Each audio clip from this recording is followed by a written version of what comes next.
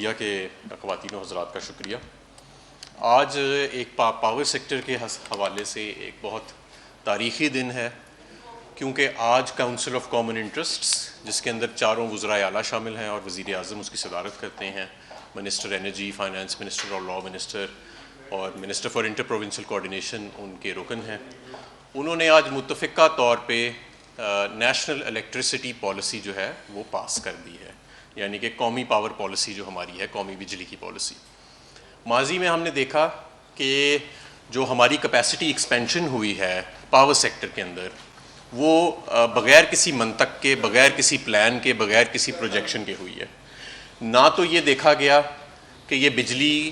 हमारी किस फ्यूल पे बेस्ड है, यानी कि सारी अक्सर बिजली का इन्हिसार इंपोर्टेड फ्यूल पे कर दिया गया, जिसकी लॉजिस्टिक्स कोविड जैसे हालात में जहाँ पे टर्बुलेंस होती है कमोडिटी मार्केट्स में, वो आपके पूरे एनर्जी के टैरिफ को डिस्टेबलाइज और फाइनेंसिंग को डिस्टेबलाइज कर देती है।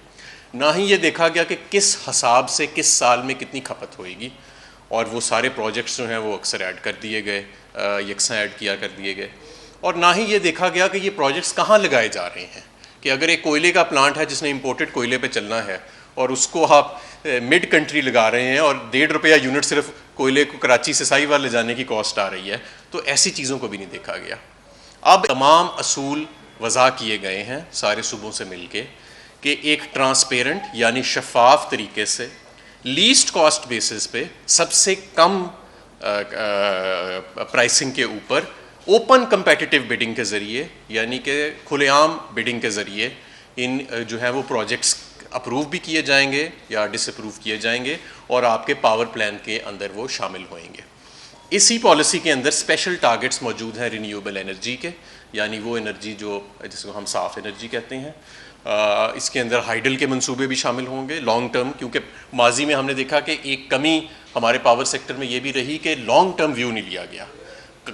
अगले साल बिजली चाहिए, चाहे जिस मर्जी कीमत पे, जिस मर्जी फ्यूल पे बिजली चाहिए। तो अब हम, क्योंकि ये लॉन्ग टर्म व्यू है, 10 साल की पॉलिसी है, तो इसके अंदर हम लॉन्ग टर्म अपने लोकल फ्यूल्स को डेवलप करने की पॉलिसी भी इसमें वज़ा की गई है। इसके अंदर एक शफाफियत का भी रोल है कि अब ऐसे नहीं कि कोई आएगा और आपको टैरिफ हाथ में पकड़ा देगा डॉलर इंडेक्स्ड रिटर्न्स की बुनियाद के ऊपर, G2G अरेंजमेंट सॉवरन गारंटी की बुनियाद पीछे होएगी, ऐसे नहीं। एक ओपन कंपेटिटिव प्रोसेस के ज़रिए तमाम प्राइवेट इन्वेस्टर्स को आपस में, जिस तरह एक ऑक्शन होती है उस तरह जो है वो G2G के लिए अलहदा हमने प्रोविजंस रखी हैं। जो स्ट्रेटिजिक प्रोजेक्ट्स हैं, मस्ट रन प्रोजेक्ट्स हैं, उनके लिए हमने अलहदा प्रोविज़न रखी है। लेकिन जो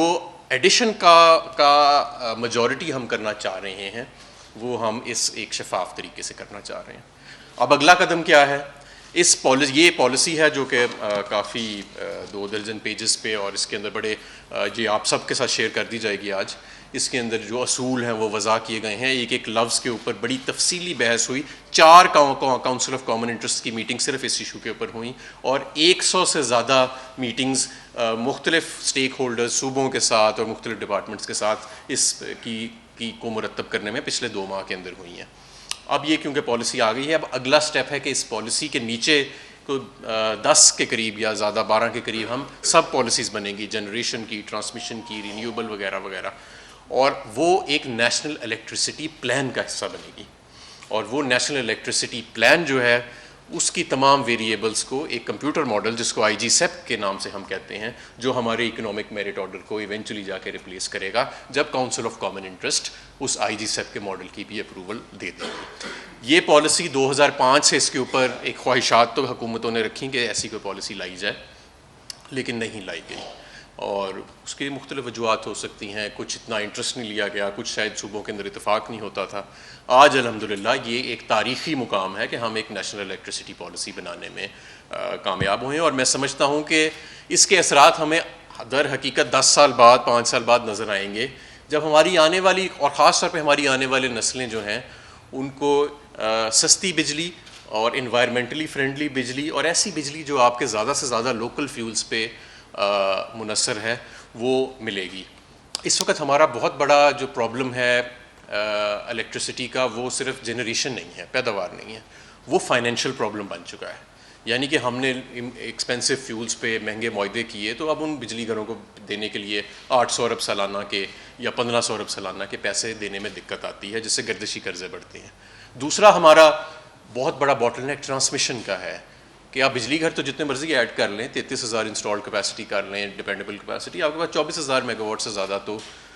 तरसील का कैपेसिटी नहीं है। और ये और अलबत्ता कि इस कैपेसिटी को पिछले 2 साल में 4,000 मेगावाट से बढ़ाया गया, 20,000 थी फिर 24,000 पे आई, लेकिन अभी भी इसमें कम से कम 10,000 मेगावाट मजीद एडिशन जो है ये मांगती है। और इस साल हमने रिकॉर्ड 100 अरब से ज़्यादा फंड्स रखे हैं जो ट्रांसमिशन के अंदर जाएंगे, और ये पिछले 3 साल के सारे फंड्स मिला के उससे ज़्यादा हैं। तो प्रॉब्लम तो बहुत बड़ी है,